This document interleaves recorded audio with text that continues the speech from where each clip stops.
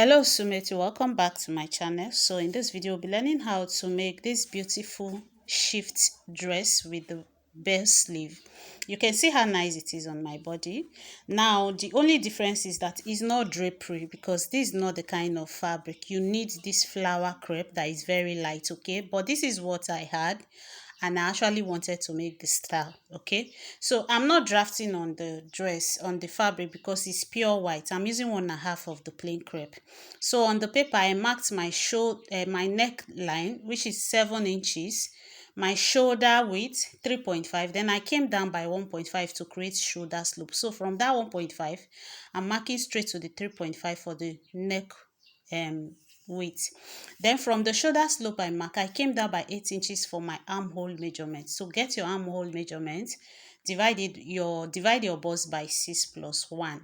Okay, so now I am now extending the part for the armhole measurement, which my bust measurement will be resting on.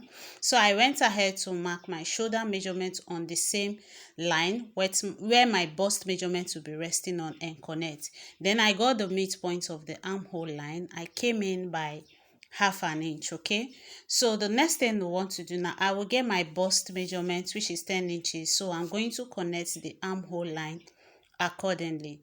Like I said, you need a drapery fabric, a very light fabric. This one is quite thick, that's why it's not falling that much, but this is how it is done.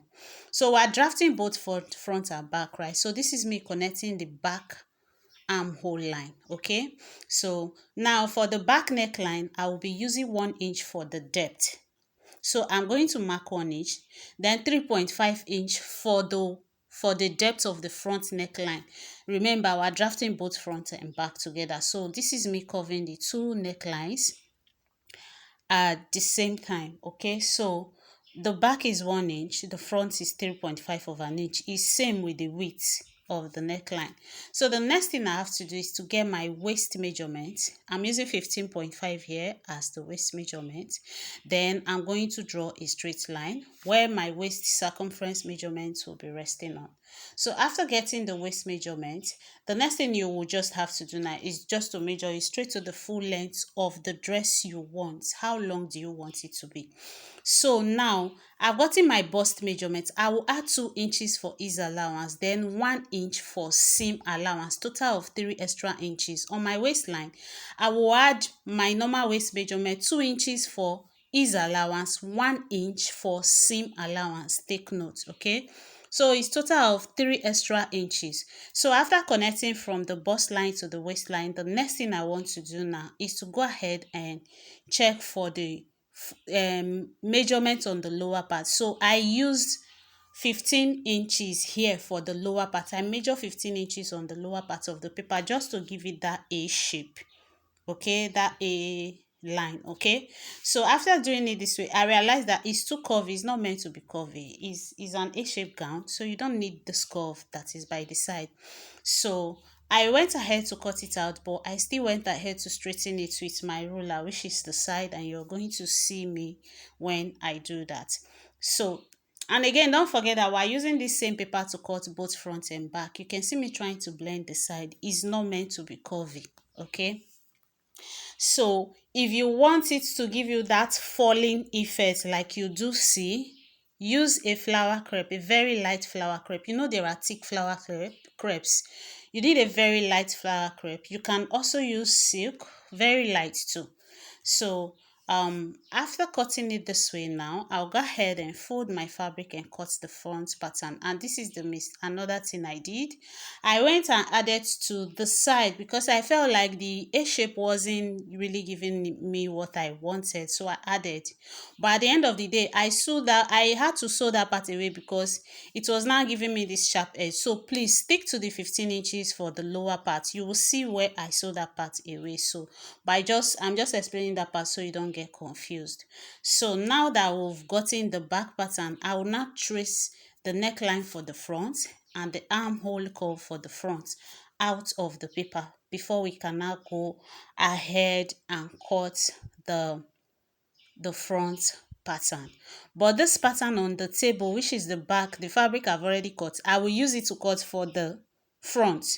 So Now this is the front pattern. The only thing I've not cut out is the neckline and the armhole line. So you can see me arranging the paper on it so that I can get the neckline for the front and the armhole line for the front accurately. And I hope you're not confused at this point.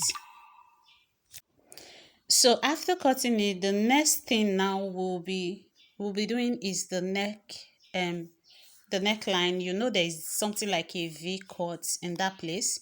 So I'm going to go down by 3.5 of an inch, and I will just make a small curve, a very slight curve. Don't cut it too big. It should not be more than half inch or 3/4 of an inch, which is 0.75. Okay, then you cut it like so. So now that we are done with it, this is what the neckline look like. You can see how nice it is looking already. So the next thing we'll be doing now is to cut facing for both the front and back. So I will fold the dress together, the front pattern together, get a plain fabric, fold it into two. Then I will place it underneath it. The folded part of the fabric I want to use for facing, and the folded part of the dress will face the same side. Okay, so you place it on top like this, then you go ahead and cut. Just follow the neckline from the slit we created on the lower part like so. Just follow it to the neckline and to the shoulder part. So after cutting it like that, now you're not going to trace the shape of the facing according to how you want it. You can see how it looks. So I'm going to reduce it a bit. So this part is totally optional how you want it. Okay, if you want it bigger, you can make it bigger. If you want it tiny, you can make it tiny. Just that, just get the part that will make the neckline neat. That's all. So this is how you will place it on it. Then you go ahead and sew it. But before then, let's cut the back facing. So the same method, fold the back together, fold a plain fabric together also, place it beneath it and trace the neckline with it. And after tracing it, cut the facing size to your preferred size. Okay, just cut it according to how you want it. So after cutting it now, the next thing we'll be doing now is to cut the sleeve. But before we cut the sleeve, we will have to join the dress together, because to get the accurate sleeve, you have to join the shoulders of the dress and the sides together to get the accurate measurement you need.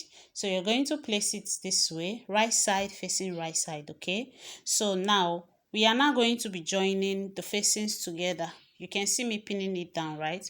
So you just pin it to hold it down, then you go ahead and join it with like 0.25 of an inch. Then on the front pattern too, you will do the same thing. I will go straight to the sewing machine. You can see me holding it down, and I will join it with about 0.65 of an inch also. So after doing that, I will go straight to the machine and do that and come back to save our time. So I'm just sewing it all around. You see, from the neckline all the way down to the V part, straight to the other side like so. So after sewing it, I'll come back and I will go ahead and notch it all out. So when you're notching, be careful so you don't cut through the thread. Okay, so after notching it, I will flip the facing to the wrong side of the fabric like so. Then I will go ahead and give it a good press. So the same way we've done for the front is same thing you do for the back. You go ahead and notch it round. After sewing it, go ahead and notch it round and flip the facing to the wrong side of the dress. You can see I've not ironed it, but you can see how neat it is looking.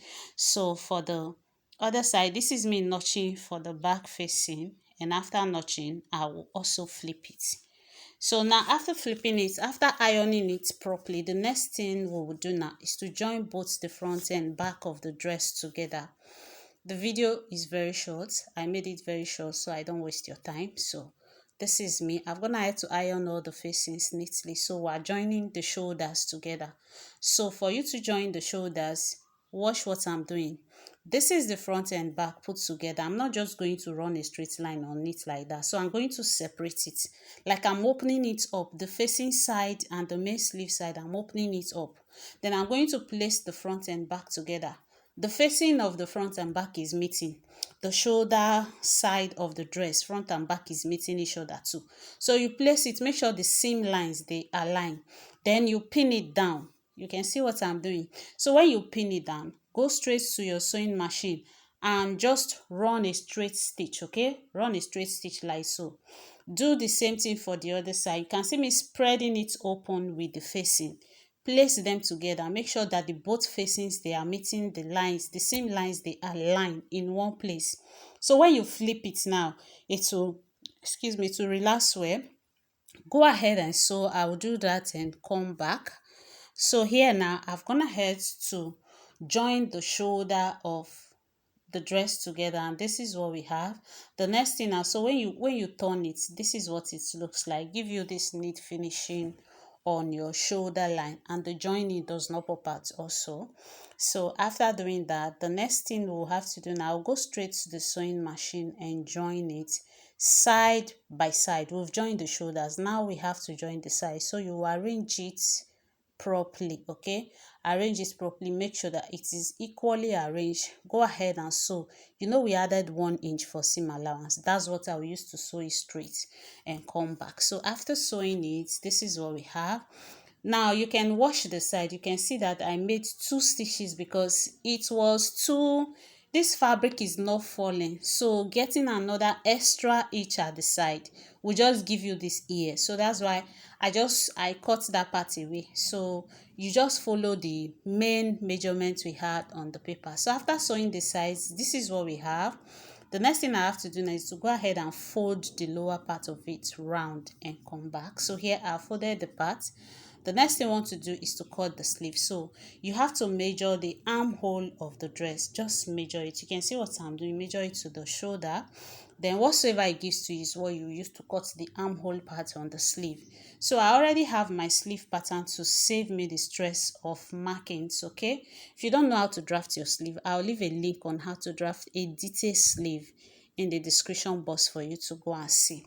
So now after doing that, the next thing I want to do now is, you see the armhole I measured on the dress, I will measure it on the sleeve and see where it will stop. So I'm going to mark where it will stop, because you know that total measurement now, the sleeve has to mark exactly that measurement that is on the dress so that it can fit around the armhole. So after arranging it and after marking it, you know it's a bell sleeve, so you are not following the same sleeve pattern. So you place your ruler straight and just draw a straight line like so. So when you draw it like so, that's what will give you this openness on the lower part of the sleeve. Okay, so like I said, my fabric is not drapery, so it really didn't give the effect that it's supposed to give. But this is how to achieve this style seamlessly. So you can see me cutting the sleeve. You know your normal sleeve, you do the fitting according to your armhole, according to your wrist and all those ones. You don't need it here. This one is a very free and big sleeve. That's why I just made a straight line down with the ruler. So now I've been able to cut one part here because I could not fold the fabric into four, but I will fold the fabric again and use this one that I've cut now to cut the second sleeve. And after cutting, you can see me arranging it here.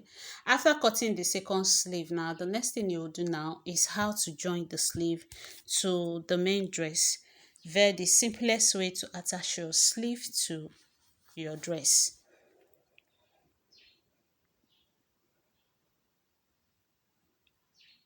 So this is what we have. Now, you know, I added 1 inch as seam allowance to the side. So this is me measuring it round. Whatever the armhole I measure on the dress gave me, I will mark it on the sleeve. So you can see me that I'm notching. I want to notch it with the scissors so that the markings will be there on the 4 pieces. You know it's now 4. So I'm arranging it to mark where I just measured on. So I will mark it from that place that I marked now. I will run a straight line down with 1 inch seam allowance. So when I sew from that place down now, the remaining armhole part will go around the sleeve. So I've gone ahead to join the both side. Now this is the sleeve. I'll flip the sleeve to the right side. Take note. Then I will now flip the dress to the wrong side. You know this is the right side of the dress. I will flip it to the wrong side. And after flipping it to the wrong side, I will bring the sleeve you see the joining part of the sleeve will meet with the joining part of the dress. Can you see what we have? So I'm shooking it inside, holding the joining part of the sleeve. Okay, be very pay attention to this part. So the joining part of the sleeve meets with the joining part of the dress. Go ahead and pin it together. Then after securing these two parts that has this stitch allowance, you're just going to go ahead and pin it all round. So continue pinning the sleeve round. If you're very sure of your markings or your measurements, you really do not need to pin it. Just place it, go ahead to your machine and sew it all around. But I'm showing us how to do it because I will not be taking us to the machine. So you pin, you can see that I am pinning the sleeve, the armhole of the sleeve and the armhole of the dress. I'm pinning the both of them together. So when I'm done pinning it, I will go straight to the sewing machine and sew it all round. And after sewing it round, I will repeat the same thing to the other side of the sleeve. You can see me still pinning it, please. It's same thing you repeat for the other side of the sleeve. So after sewing it round, I will fold the hem of the sleeve, and that's the end of the video, and this is what it looks like. If you find this video helpful, give it a thumbs up. Thank you very much for watching. There's no Kome fashion on YouTube without you. Bye.